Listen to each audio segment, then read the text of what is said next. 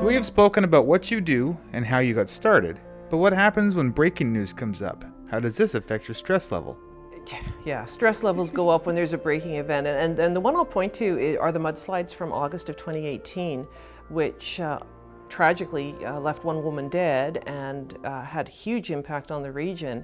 Something like that, I'm sitting at my computer, I have graphics ready to go in case of a breaking story, different photographs I can use. There is a protocol with Black Press about what to do with a breaking story. You go in, you've got 10 minutes to get something up, anything.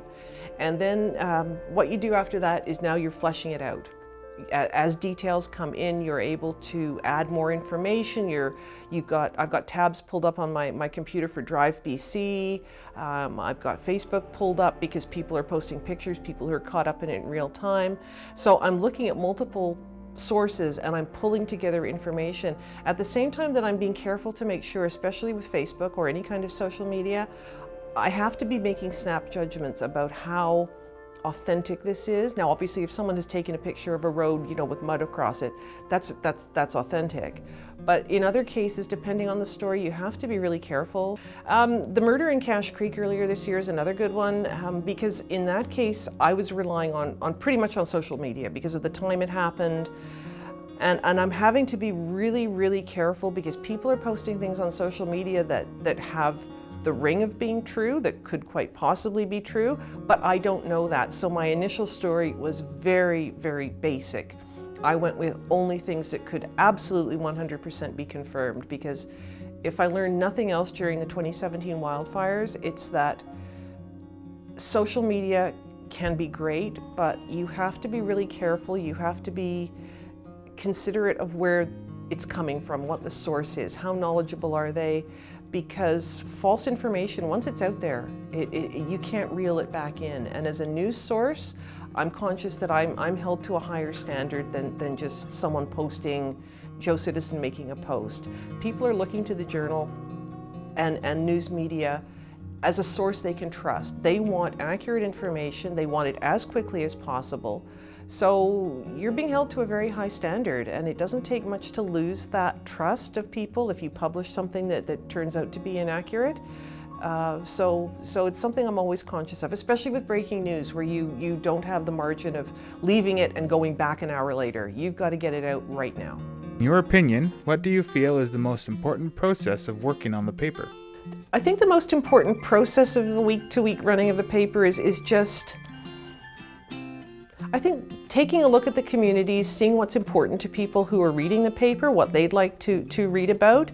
And I do that a lot. I put myself in a reader's shoes, because by the time the paper's printed on a Thursday, I've read every article in there 3 or 4 times, either because I've written it and then proofed it several times, or if it's something that's been sent in, I proof it a couple of times. So I sometimes pull myself back and look at it as a reader. What would I like to read about?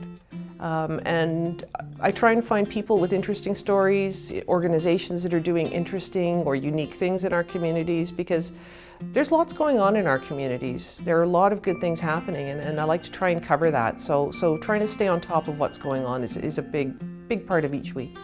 What is the funnest part of your job?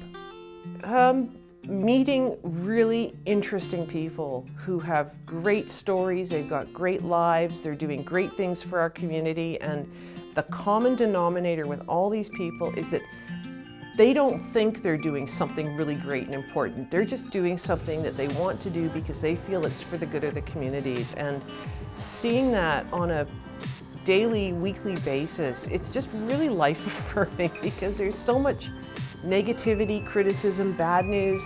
It's great to cover all these upbeat, positive things and meet these wonderful people who are just doing wonderful things for our communities, and to meet them on a regular basis and to get to tell their stories, that's a real privilege. What is it like having to write about yourself in the paper? I've had to do it a fair bit because of my connection with the Winding Rivers Arts and Performance Society as a performer and as a director or co-director. So a couple of times I've had to reference myself in the third person, which is really weird to do that. I try to keep it to a bare minimum just because it does feel weird. But in small communities it happens a lot. People wear a lot of different hats. And so it's something I don't think I'll ever become accustomed to. I'm just a little bit easier with it now than I used to be, but No, I mean, it is what it is. RAPS is a great thing. It's something that deserves and needs to be covered, so I do that. And if it means I have to quote myself once or twice, then so be it. To wrap things up, is there anything else you'd like to say? Just that when I got the job permanently, my son said to me, "Mom, this is your dream job."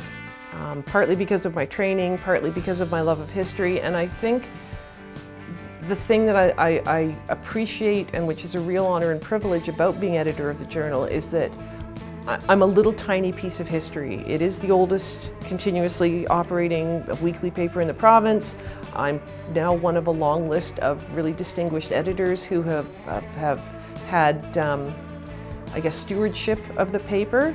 And it's really wonderful to feel that I'm part of that process of history and maybe contributing to it a little bit in my own way.